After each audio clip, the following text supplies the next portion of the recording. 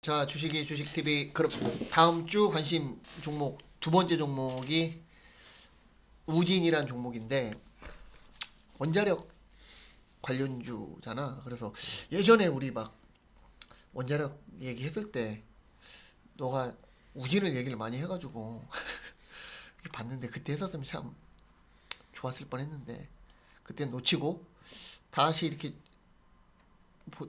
들여다 보니까 한번 또 도전해볼 만한 자리가 온 것 같아가지고 대선 테마이기도 하고 그린 에너지이기도 하고 뭐 여러 가지가 엮여 있더라고. 아니 원자력이 어떻게 그린 에너지야? 아닌데? 그래서 한번 매매로 한번 괜찮은 종목 같아가지고 내용 보자. 너가 이렇게 왜 우진 했는지 한번 보자고. 그러니까 우진이 좋다는 건 뭐 그건 아니고 일단은 우진이 관심이 있다는 건데 사실 우진 과거에는 상당히 좋은 회사였어. 우리가 가끔 경부고속도로 가다 보면 기흥 쪽에서 왜 맞아. 우진 공장이 보이긴 하는데 원래 이제 여기는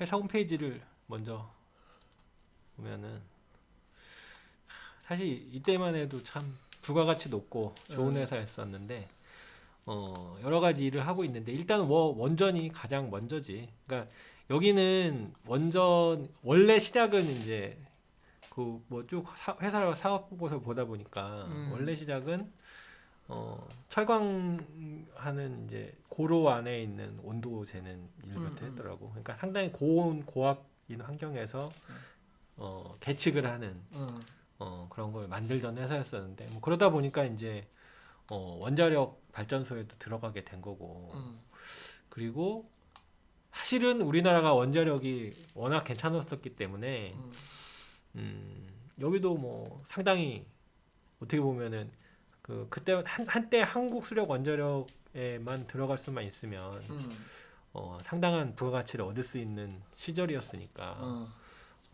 회사 좋고 부동산 좋고 돈 많이 벌고 약간 그런 느낌이었지. 이 사업 보고서는 1년치밖에 안 나오니까 그래도 좀 몇 년치 있는 걸 보면은 재무제표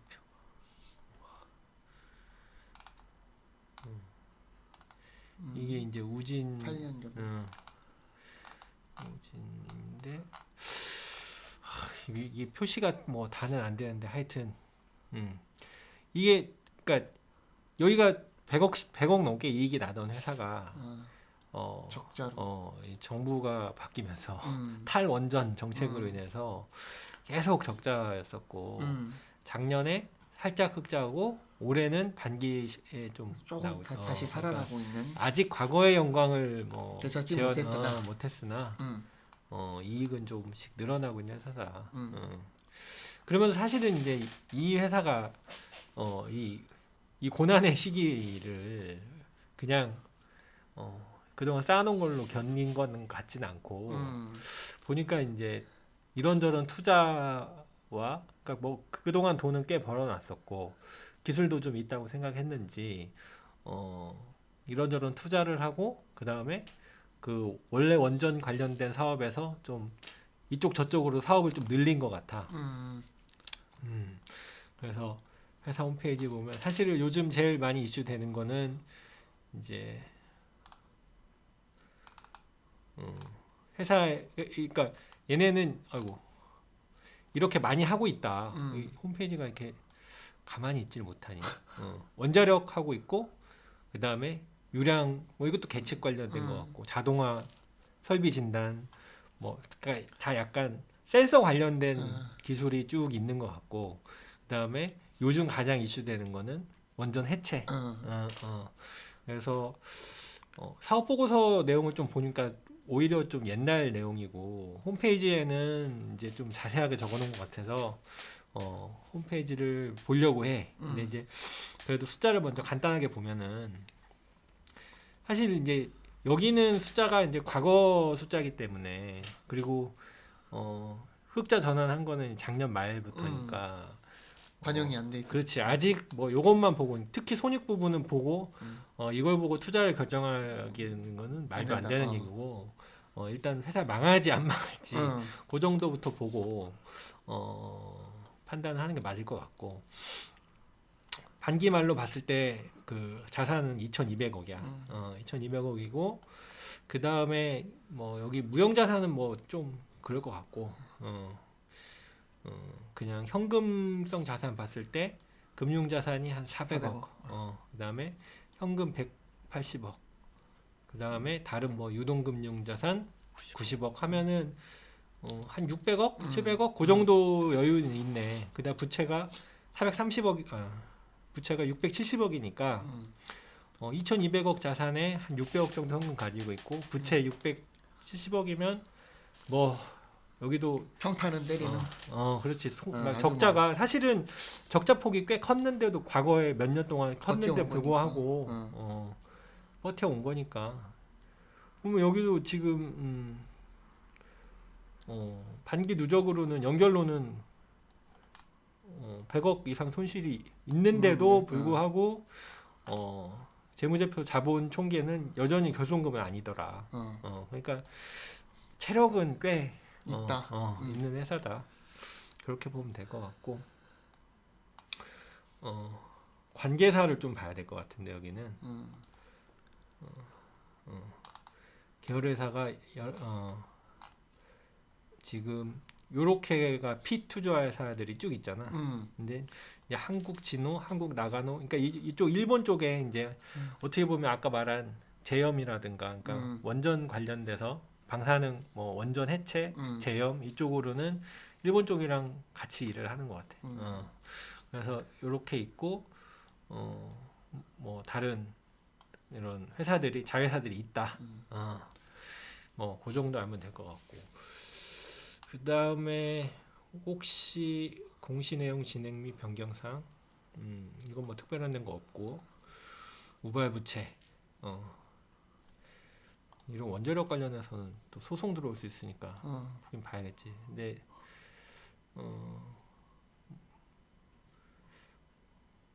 소송가액이 뭐 미미해. 뭐 큰 문제 없. 다져도 뭐 큰 문제 없다.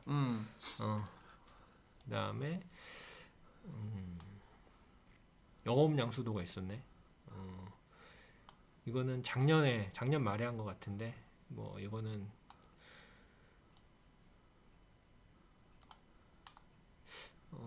이건 계약 상대방이 우진 자회사인 일렉트로 것 같아. 그러니까 계열사 간의 사업 조종인 것 같고 그지? 그것도 영업 양수니까 비소모성 센서 뭐 하여튼 요건 제외다. 뭐 하여튼 크게. 계열사 간 그러니까 그 회사 내용으로 봤을 때는 회사 숫자로 봤을 때는 과거에 좀 숫자가 실적은 안 좋았지만 자회사도 그 사이에 많이 늘어나고 투자는 꽤 많이 했다. 사업이네요. 현재 하고 있는 사업은 여기 철강 산업용 자동화 장치 설비 진단 시스템 유량 시스템 신소재 뭐 이런 사업을 하고 있다. 자, 이렇다. 뭐 하나하나 설명하자면 좀 시간이 오래 걸릴 것 같으니까 간단하게 보면 대부분 다 원전 관련 시스템이고 진단, 센서, 뭐 계측 장비 그런 거를 하고 있고 내가 알기로는 센서 부분에서는 특히 원전 쪽에서는 거의 뭐 독과점인 것 같고 고로에 들어가는 것도 꽤 잘 하고 있다. 뭐 그렇게 알면 될 것 같고 여기서 봤을 때도 뭐 여기가 매출이 2020년 320억에 2021년 반기에 매입인데 여기 매입 120억 많이 줄었는데 원전용 계측기 쪽은 많이 줄어들고 그지? 늘어나는 거는 별로 없는데 이쪽 온도 센서 쪽이 늘었네. 이거는 없던 게. 없던 게 늘어난 건 좀 신기하네. 이거는 좀 봐야 될 것 같고.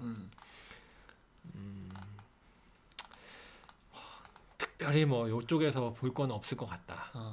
근데 여기도 조금 이제 불만은 뭐냐면 신사업을 본인들이 그렇게 이렇게 앞으로 잘 할 거라고 본다면 신사업에 대한 내용도 좀 적어줬으면 좋을 것 같은데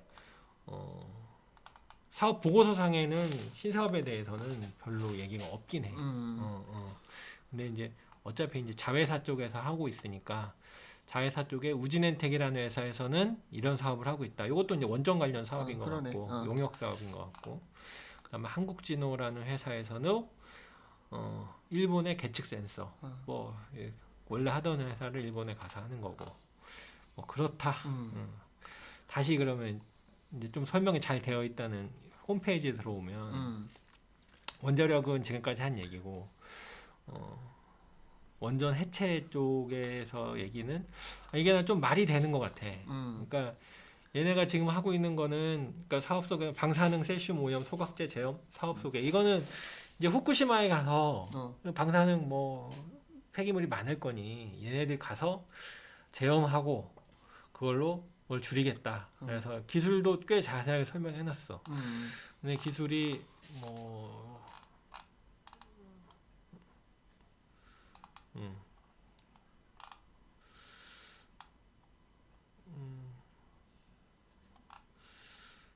그다음에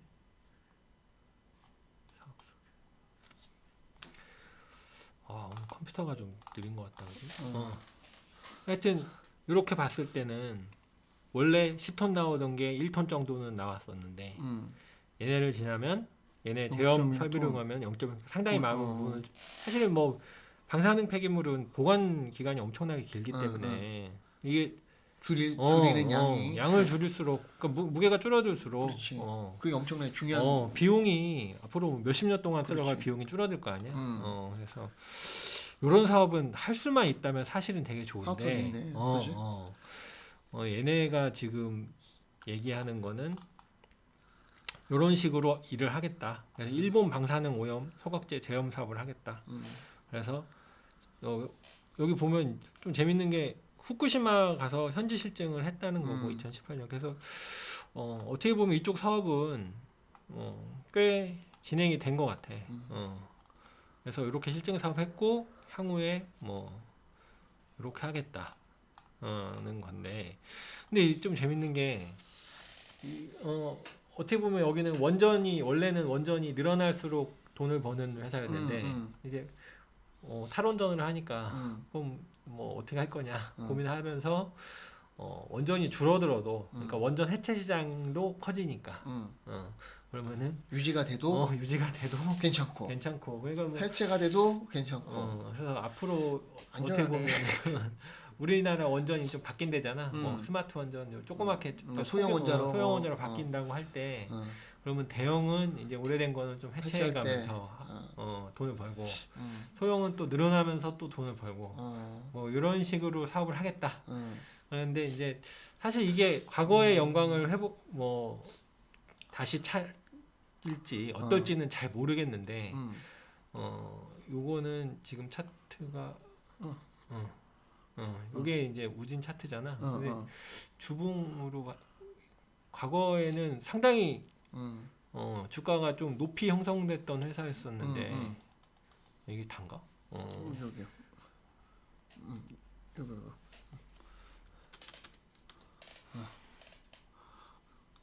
다네. 이게 다네? 왜 이렇게 좀밖에 안 나오지? 이걸 줄여봐. 이렇게. 그러면은 사실은 그러니까 2010년이니까 최고점이 19,900원이었네. 갔다가 이런저런 걸 하다가 5분의 1 토막 나고 다시 쪼개졌다가 10분의 1 이제 토막이네. 다시 요즘에는 이제 다시 올라온 거잖아. 어. 그러니까 주가상으로는 뭐 정점은 아니지만 그래도 어느 정도 회복은 이제 그렇지. 좀 끝났고 비즈니스도 어느 정도 가닥을 좀 잡은 것 같고 응. 그러면은 좀 한번 볼만한 거 아니냐 뭐 그런 생각이 들었던 거지. 차트는 지금 주봉만 놓고 봐도 뭐 계속 거래량이 계속 붙고 있잖아. 그러니까 계속 좀 뭐라고 해야 되지? 힘이 붙는 그런 모습이고 차트도 진짜 한 2013년도부터 우하향하던 추세를 돌리고 주봉 그 이평선들도 다 우상향으로 돌려놨잖아. 그러니까 이런 게 중장기로 봤을 때는 괜찮은 거지. 접근해 볼 만한 거고 월봉으로 놓고 봐도 내가 아까 뭐 이렇게 잠깐 시작하기 전에 주봉 월봉 다 봤는데 월봉도 지금 막 이제 막 살아나고 있는 차트거든. 거래량도 막 이제 역사상 최고 거래량이 붙고. 근데 이때 아마 내가 알기로는 그 원자력 그 자체의 테마 내용도 있었지만 뭐 대선 테마 엮여가지고 뭐 윤석열하고 홍준표 뭐 이런 야권 대선 주자들이 이거 다 다시 재검토해야 된다. 뭐 이러면서 이제 다시 이제 살아나는 것들이 만약에 다 죽어가던 사업이 살아나면 그게 무서운 거잖아. 그렇지. 그래서 그게 가장 뭐 대장적으로 보여줬던 게 두산중공업이었고, 그지? 그래서 봤더니 우지는 일봉을 보면 이게 일봉 차트로 놓고 보면 이게 딱 두 가지 시각으로 볼 수가 있는데 이게 어떻게 보면 안 좋게 보면은 헤드앤숄더 다 만들고, 그지? 어깨 양쪽 어깨 만들고 완전 죽어 내려가는 건데 이거 이렇게 이걸 만약에 헤드앤숄더로 보면은 이거 끝난 주식이거든. 그리고 절대 접근해서는 안 되는 종목이긴 한데 나는 과연 요때 이 거래량이 터졌단 말이야. 그리고 완전 이제 장기 우하향하던 추세를 벗긴 게 불과 한 가격대로 보면은 6,000원에서 7,000원대인데 이 거래량 역사상 사상 최고 거래량을 터뜨리고 7,000원 하던 게 12,000원 갔어. 많이는 갔지. 한 뭐 80%간 거니까. 근데 과연 이 시세를 뭐 7, 80% 시세를 만들기 위해서 이 거래량이 터졌을까 바닥에서. 그러니까 그런 관점에서 놓고 볼 때는 이건 절대 요 시세 만들고 죽는 차트는 절대 아니다. 난 이렇게 개인적으로 보고 있는 거고. 그래서 지금 그냥 차트 놓고로 보면 이거 일봉 차트로 놓고 보면 요런 추세가 만들어진 거거든. 뭐 저점과 저점, 여기서의 저점과 저점 있는 거, 뭐 그리고 요 고점과 고점 있는 거. 그래서 최소 이 마지막 단계의 시세 정도까지는 주지 않을까. 그래서 아직 목표치는 많이 열려 있다. 그리고 다만 여기서 이제 거래량이 터지고 나서 눌리고 있을 때 거래량이 막 심하게 터지는 게 아니라 그래도 거래량이 요날 그저께는 많이 터졌으나 거래량이 비교적 양호하게 터지면서 눌리고 있는 거라 이걸 한번 접근해봐도 될 만한 종목이고 이게 뭐 테마가 죽었냐 그렇게 놓고 보기에도 무리가 있고. 근데 얘는 너무 재료가 그러니까 이게 차트가 이렇게 봐도 그런데 물론 이제 관심은 내가 항상 갖고 있긴 한데 이게 극과 극이라는 거지. 그렇지. 사실은. 차트가 딱 그렇게 보여주잖아. 좋을 때는 막 굉장히 좋은 뉴스로 듣다가 사실 또 원자력은 또 어떻게 보면 또 현재 정부는 탈원전 쪽이고 만약에 뭐 이게 그럼 여당이냐 야당이냐 놓고 배팅할 수도 없는 거고 이게 참 어려운 게 이제 그런 상황. 그러니까 이게 참 매매하기에 사실 쉽지는 않은 종목인 거라는 거야. 그래서 이건 나는 원자력은 그냥 대선 테마라고 보고 있어. 그래서 어차피 대선 유력 대선 주자들이 말 한마디 할 때마다 뭐 움직임이 있을 거고. 다만 그렇다고 하면 이 시세가 대선 테마는 이거는 어떻게 보면 인맥주도 아니고 정책주에 관련된 거잖아. 그러니까 정책주는 통상적으로 대선 테마 이렇게 하다 보면 적어도 대선 그 투표일 한 2달 전까지는 계속 등락을 주면서 우상향을 하거든. 그러니까 그런 관점에서 봤을 때 나 한번 대선 테마 이번에 한번 기회가 됐을 때 그러니까 어떤 사람들은 대선 테마를 매매를 해야 된다라고 생각을 하는데 나는 만약에 한번 대선 테마에 편입을 했어 정책주에. 그러면 이거는 그냥 이게 굉장히 등락이 심한 종목이잖아. 그냥 가보는 거야. 다만 비중에 문제가 있는 거지.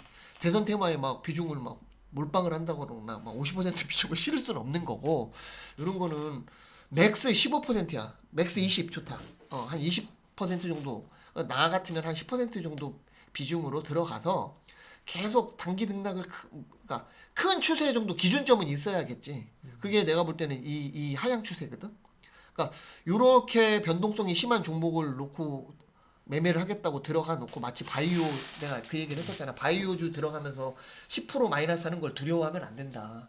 그러니까 그런 그런 관점에서 똑같은 것 같아. 이런 대선 테마 관련된 종목들은 뭐 단기 한 10% 맥스 한 20% 정도까지는 감수하고 들어가는 거지. 그래서 나는 만약에 내가 이 우진을 아마 들어간다라고 하면은 이 지지대를 깨고 내려오는 지점을 최종 뭐 이렇게 가다 보면 7,000원, 7,800원 정도가 될 것 같아. 그 정도를 딱 손절가를 잡고 그냥 들어가는 거야. 들어가서 끌고 나가보는 거지. 뭐 이걸 어떻게 견디냐고. 이거 완전 선수들도 못 버티는 변동성이잖아.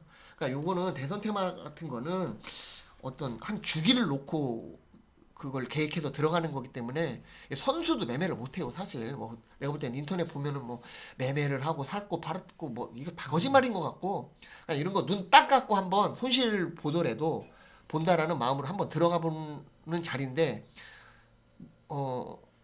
이거는 내가 볼 땐 좀 더 빠질 수 있는 여지가 있거든. 그게 두렵다. 한 번에 어떤 물량을 들어가기가 어느 정도의 일정 정도의 물량을 들어가는 게 좀 두렵다라고 하면 분할로 이런 거는 이런 것도 들어가는 거야. 그래서 나는 다음 주 초반에 조금 더 밀릴 걸 각오하고 한 8,400원 정도까지는 한번 기다려 볼 것 같기는 해.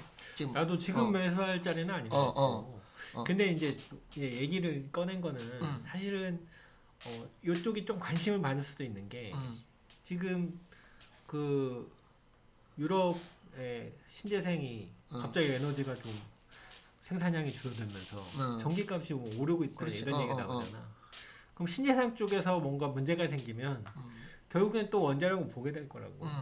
그래서 이게 참 이슈가 좋은 쪽 이슈도 확 들어오고 나쁜 쪽 이슈도 확 들어오고 좀 왔다 나쁜 건 갔다 너무 하기는 크고. 그렇지. 어. 확 들어오긴 하는데 어. 어쨌든 얘는 이제 시장 관심 뭐 좋든 나쁘든 관심은 계속 끌 수밖에 없는 그렇지. 종목 지금 아닌가. 이 거래량에서 보여주잖아.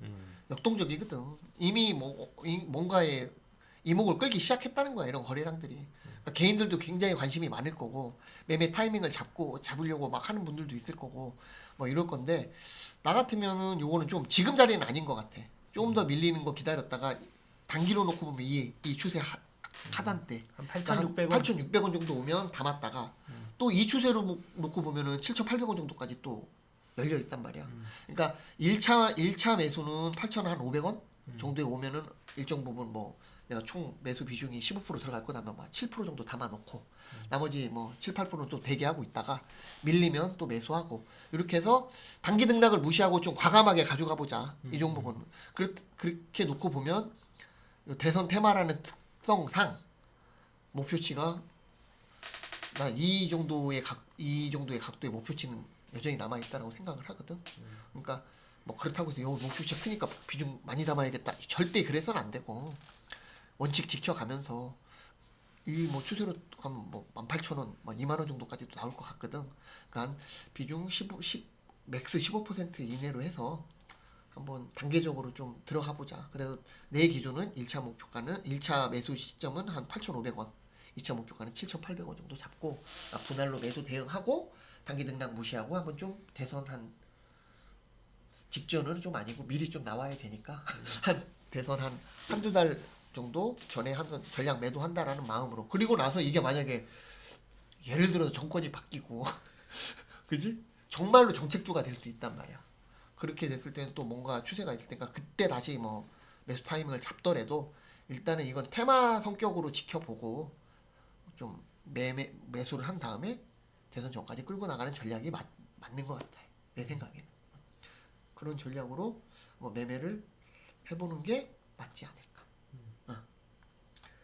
그래. 됐어? 그러면은 우진도 이렇게 보고 다음 주 어떻게 또 한 주간 움직였나 보자고. 우진 여기까지 끝.